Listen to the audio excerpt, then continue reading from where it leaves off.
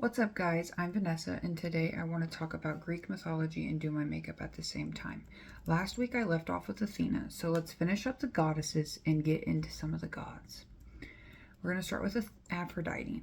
Aphrodite is the goddess of love, beauty, and sex.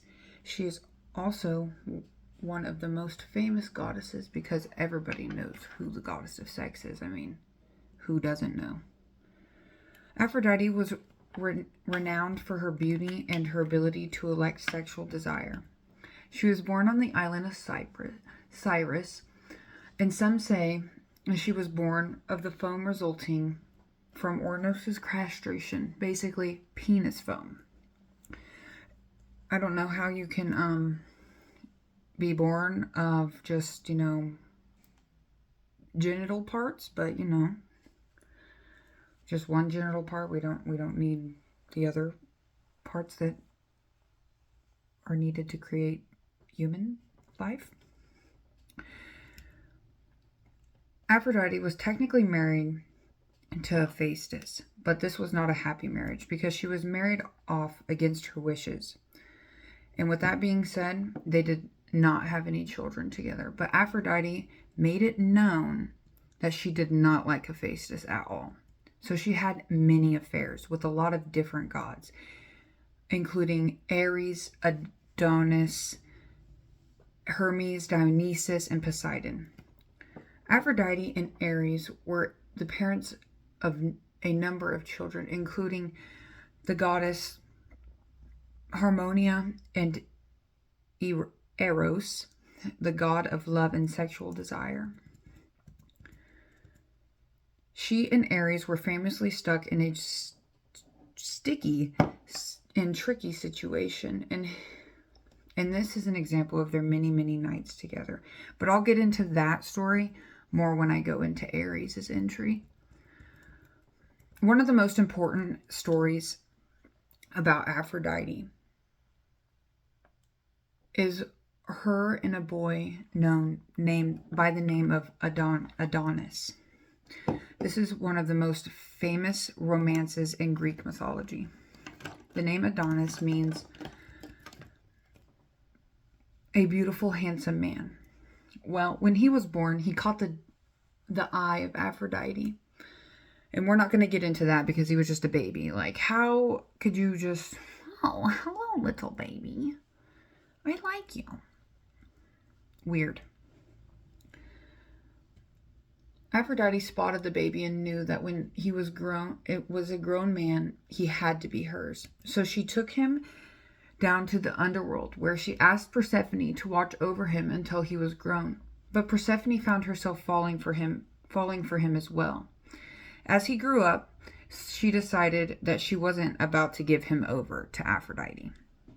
Neither goddess agreed to give up her claim on Adonis. And by this point, he was kind of grown, but not a child, but not a man. So like a teenager. Let's just say a teenager. The argument became so heated that Zeus had to step in, and he determined that, like Persephone, he would split his time with Persephone and Aphrodite. But he also had a portion of his time to himself. After some time, he decided that he would, instead of using that time for himself, he would spend more of his time with Aphrodite because he grew more fond of her instead of Persephone.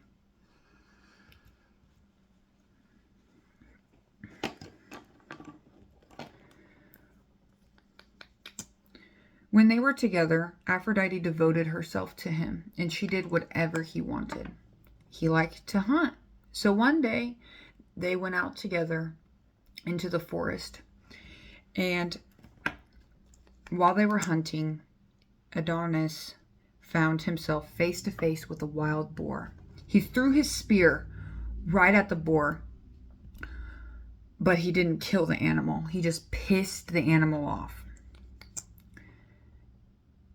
And before Aphrodite could do anything to stop it, he had become gorged by the animal. Once Aphrodite was able to reach him, he was bleeding out and dying. Aphrodite gave him one last kiss. In his stained blood forest, the blood-stained forest floor grew deep red flowers.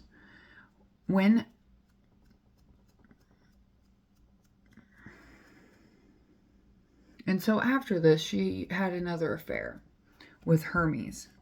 And when they were together, they had a child by the name of Hermaphroditus, whose name was a combination of both gods.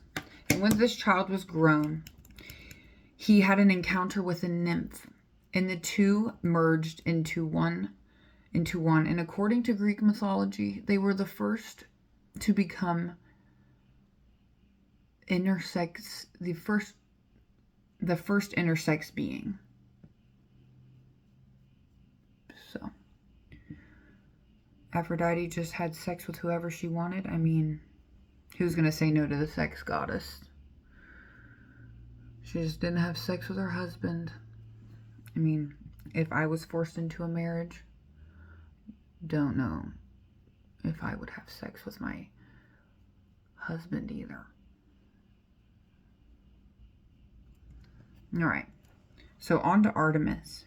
Artemis is the goddess of the hunt and the wilderness. She's the twin of Apollo. She's the daughter of Zeus and Leto. When Leto was in labor, she had Artemis first. And after she had Artemis, Artemis ended up helping her mother through the labor of her own twin brother, Apollo. And therefore she became associated with childbirth.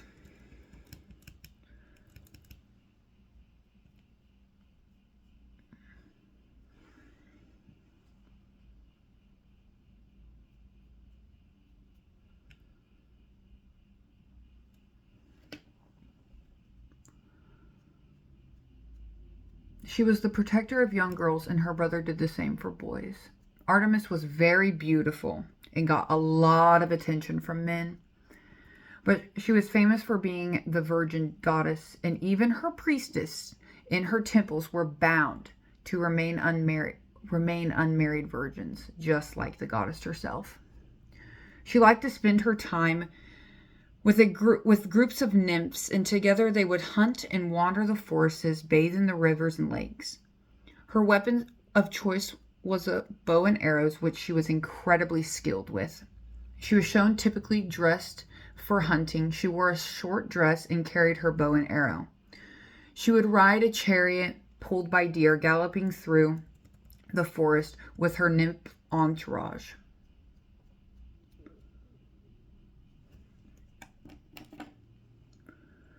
Before the Greeks traveled for the Trojan War, Artemis had them do something quite out of character for her. She would have them sacrifice a human. So the leader, Armageddon, sacrificed his own daughter. But isn't she supposed to be the protector of girls? How does that make sense?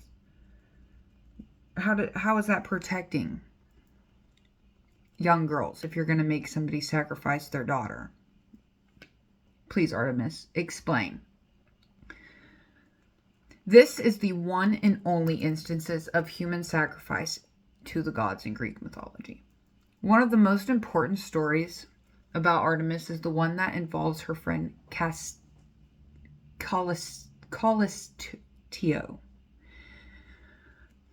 She was the daughter of a king named Lycon, and she was devoted to Artemis and took a vow of chastity and intended to remain unmarried, an unmarried virgin.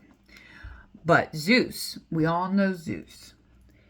And when Zeus is involved, we know involved with a woman, we know what he's about to do. He decided that he loved the girl and that he must have her, and he did not care if she had vowed to remain a virgin. So he took the form of Artemis to make her feel safe so he could rape her. And after the assault, she tried to hide from Artemis. She was hurt and ashamed by what Zeus had done to her. But after some time, she became pregnant with Zeus's child. because they all get pregnant in Greek mythology. There's always a pregnancy. And what happens when Zeus assaults a woman and gets pregnant? Who finds out? Hera. And she sure did.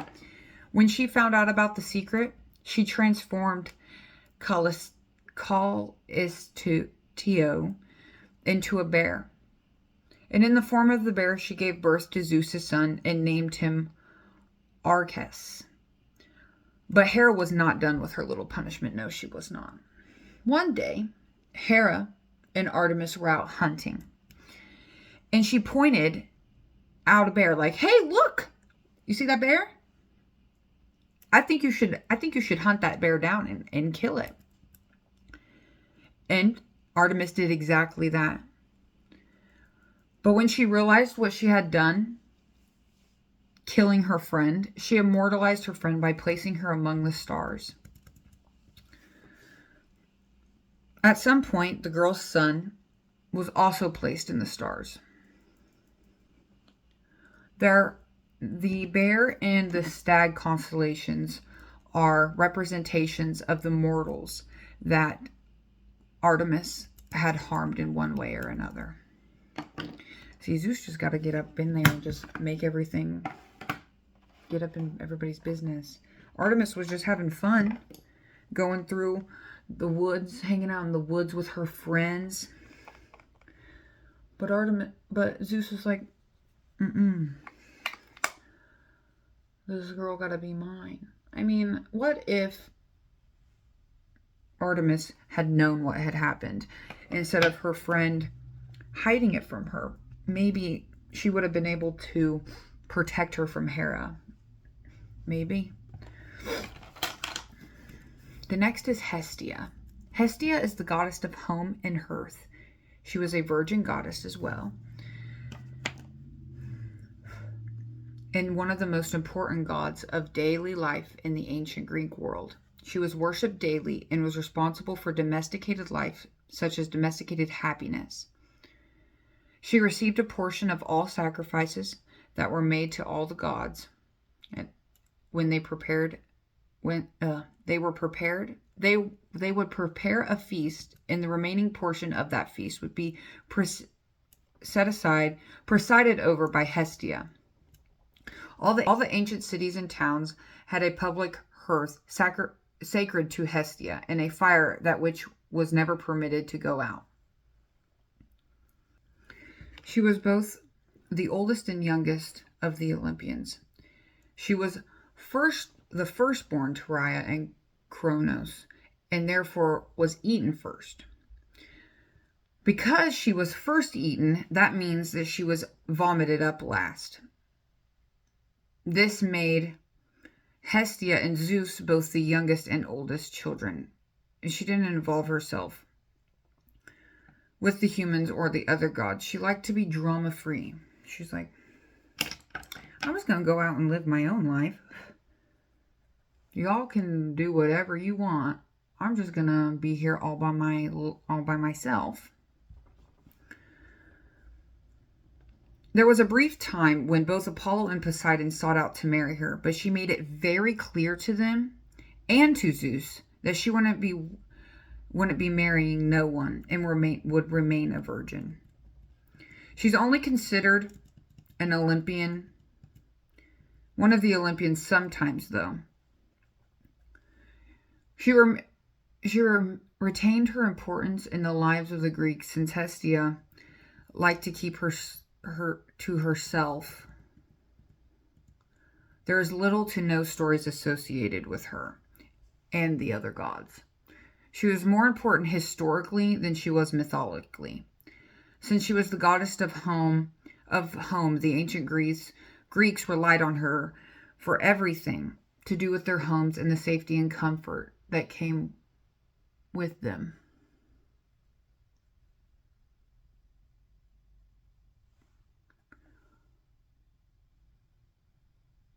I'm going to venture out a little here. Ovid, the Roman poet, relates one and only instance of Hestia and the other gods. One day, she attended a feast where the nymphs and the gods mingled. She decided to go lay down for a nap, because, sometimes you eat too much food and you're like, I think it's nap time. So while she was taking this nap,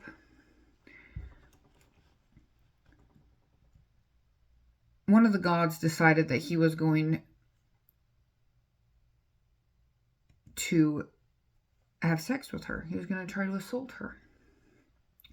But a donkey nearby screamed, just made a fucking noise, just or whatever donkey sounds are. I can't think of a donkey sound right now. But anyways, this startled Hestia and it woke her up before he was able to do anything and found himself very embarrassed. So basically, if you keep to yourself and you're drama free, you get to just, live a quiet life.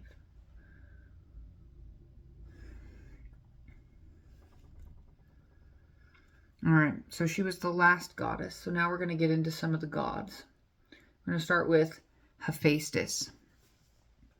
Hephaestus is the god of fire, craftsmanship, and sculpture. He was born to Hera with the help of a man.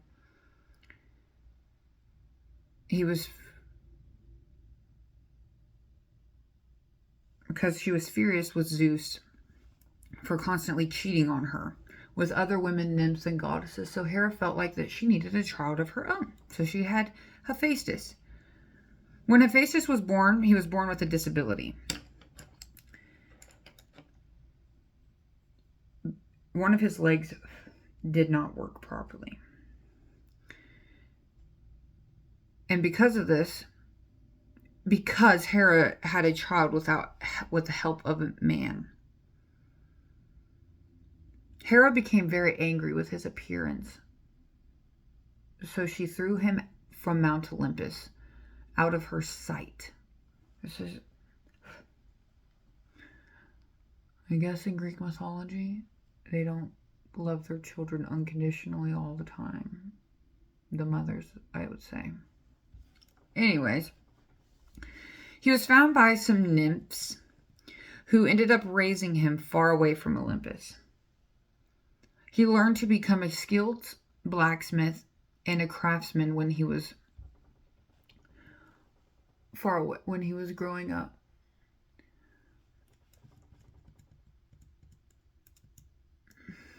When he was grown, he built a golden throne for Hera to show his affection. So he sent it to Mount Olympus, but he got angry for what Hera had done to him. So he made a trap. When Hera would sit on it, she would be trapped inside of the throne.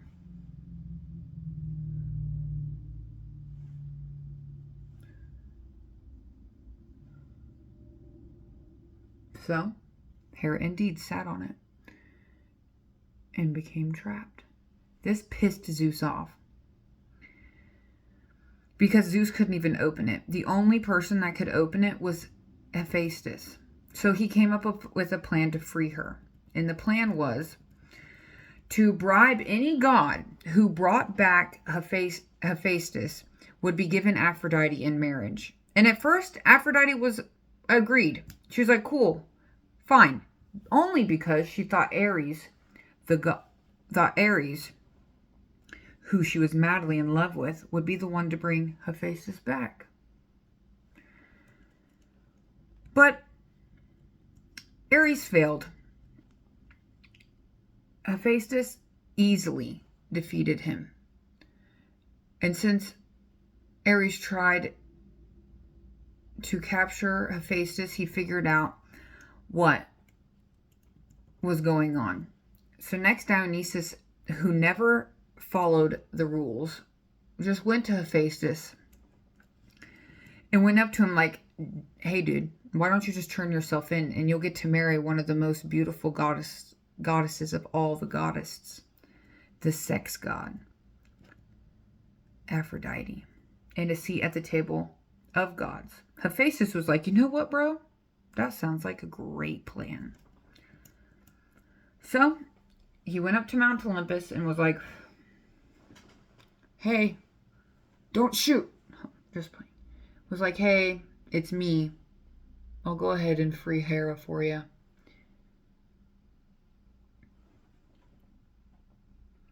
And so he did. And he got to marry Aphrodite. And Aphrodite was not happy about this at all. Not one bit.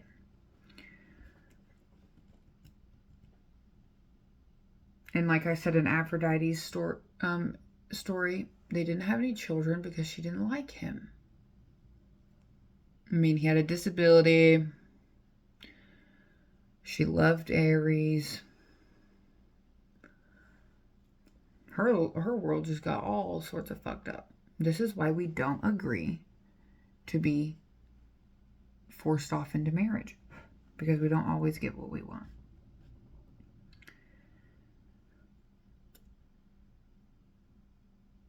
Aphrodite was forced to marry him, and Hephaestus, and she never let Hephaestus forget that she did not like him.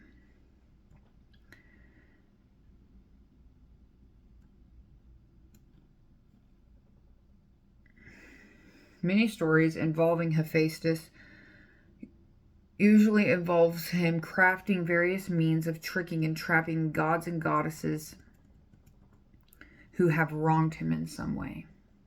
And we're about to move on to Aries, so we're about to learn about one of those traps that he sets for a god that has wronged him in some way. All right, so Aries, the god of war, courage, and civil order. He was known for his role in rallying up men on both sides of the battlefield. He's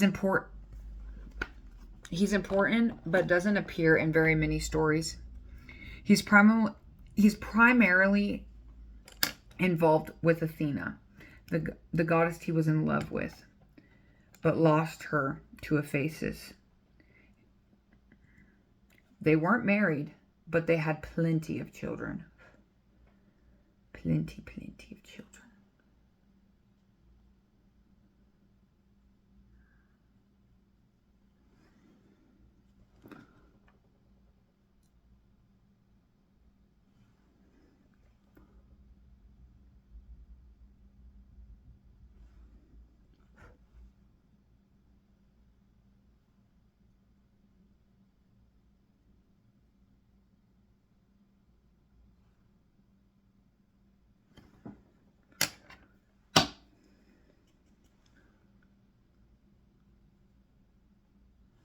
Just like Hades, Aries was often portrayed as the villain in pop culture, but rarely is never the villain in mythology.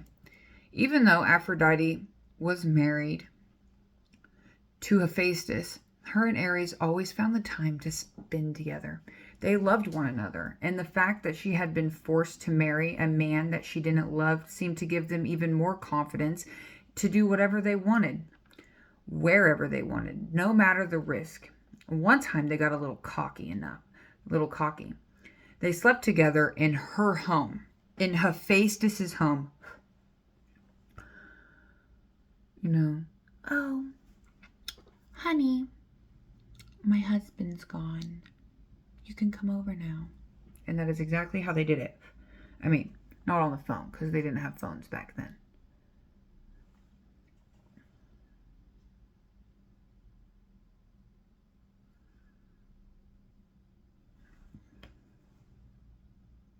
But anyways, I've done this before, but this time Aries decided to stay a little bit longer than normal.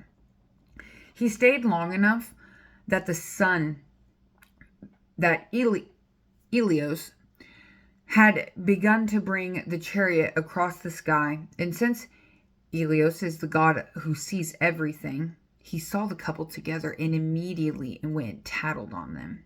And Hephaestus was pissed the fuck off. He was like, in my bed? They were in my bed? Like, he knew that they were, sleeping with each other. But he was like, seriously, in my bed? You're gonna do this in my bed? Okay.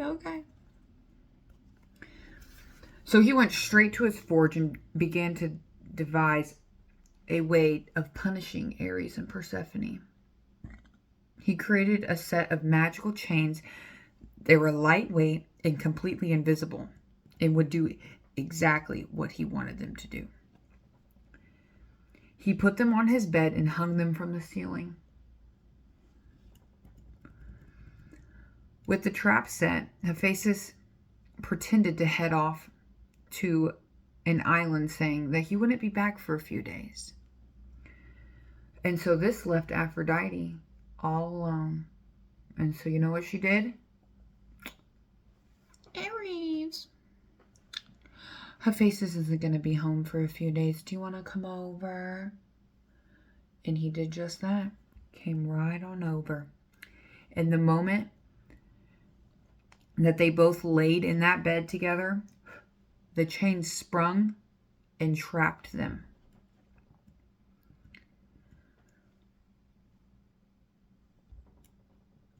In the exact position that they laid in. And once again, Helios saw them together, and he went and told Hephaestus this. So he returned home.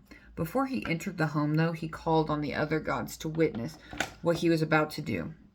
Zeus and all the other Olympians arrived, and Hephaestus was angry and yelling about the adulterous pair and how they had shamed him. But the other gods couldn't help but laugh when they saw Aries and Aphrodite chained there in the bed, looking very guilty. Hephaestus continued to say how he wasn't going to release them, but Poseidon was like, bruh, just let him go, and I'll make Aries pay for his crimes. Finally, Hephaestus shut up and gave in to Poseidon and was like, okay, bro, punish him.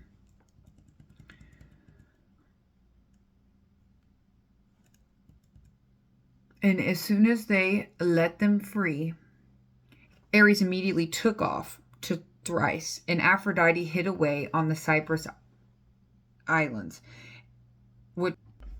After some time, Aries became close to the god Aries. She was famous for her role in starting the Trojan War, and her love of rampaging through the battlefields and crying out for bloodshed. So they often were with each other during wars. So he had a little bestie, a little war bestie. So Aries is loves his little married woman, just like, I don't care if you're married, babe. It's fine. It's fine. It's okay. We can still love one another.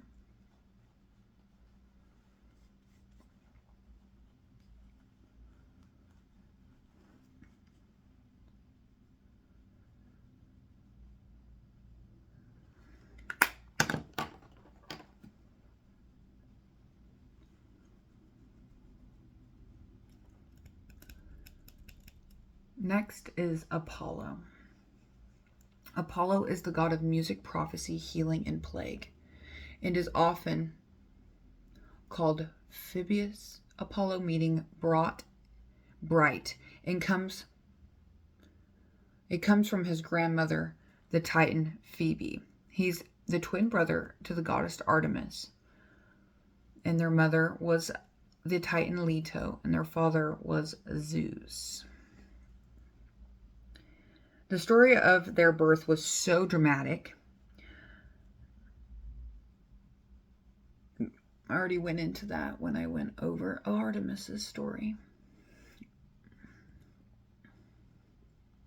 He wasn't an original Olympian who defeated the Titans. He was one of the most important gods, though. He and his sister were in charge of protecting the children, as I said. Apollo's role was wide-ranging. As the god of music, he was associated with the 9 muses, often shown carrying a harp. The oracle Delphi was dedicated to him since he was the god of prophecy. The ancient Greeks in mythology and reality would travel miles and miles to visit the oracle and ask her questions. I'm going to do my eyeliner. off camera and I will be right back.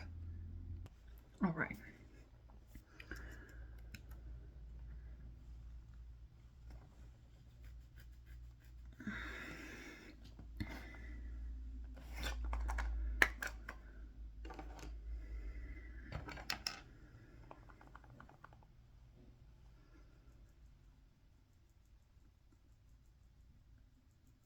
The humans would ask the oracle what was like prophecies to avoid the fate told by the oracle. Apollo was also the god of healing, but he eventually gave this role to a minor god, Asclepius. He had a daughter named Hygiena, which was the goddess of cleanliness and hygiene. Apollo fell in love with the young prince of Sparta, the grandson of the founder of Sparta. He was powerful, important, and beautiful, and his name was Hyacinthus. But the god of the west wind also fell in love with him. And since Apollo was stronger than the god of the west wind, he got jealous because Apollo was getting all of the attention from the young prince. Apollo and the young prince loved to spend time together. They liked to play games together. And these games quickly became competitive. One day while they were hanging out, they were playing a game. And they decided to see who could throw a discus farther. Apollo threw it first. And of course, since he's a god, it went farther and fast. The young prince ran to meet it, eager to catch it and throw it and toss it back to Apollo to show him his skills. But the west wind god was watching, and he was jealous of all the attention Apollo was getting. So while the discus was in the air, he made the west wind speed up and hit the young prince in the head. The poor prince fell to the ground and was motionless. Apollo rushed to his beloved prince as he lay on the ground, but when he reached him, it was too late. The blood gushed from the wound, and the life was already beginning to drain from him.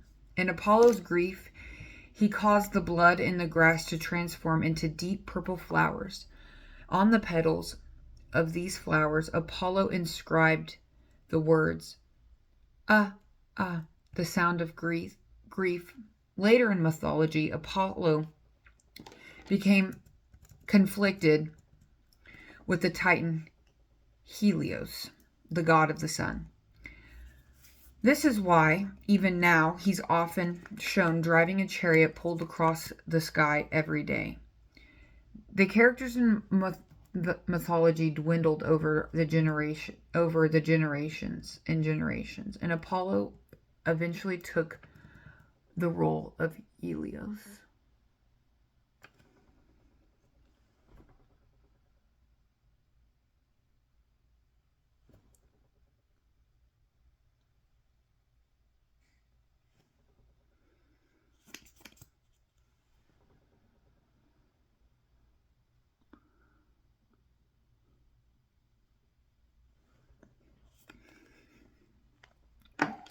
That's all the gods for today. We have a few gods left to get into, and then after that we'll get into some deities.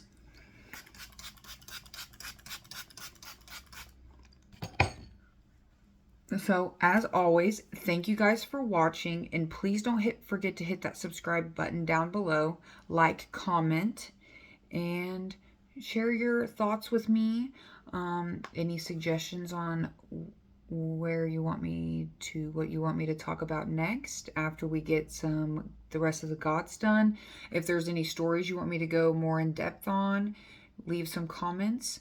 And as always, I hope you guys have a great day, and don't forget to subscribe. Bye.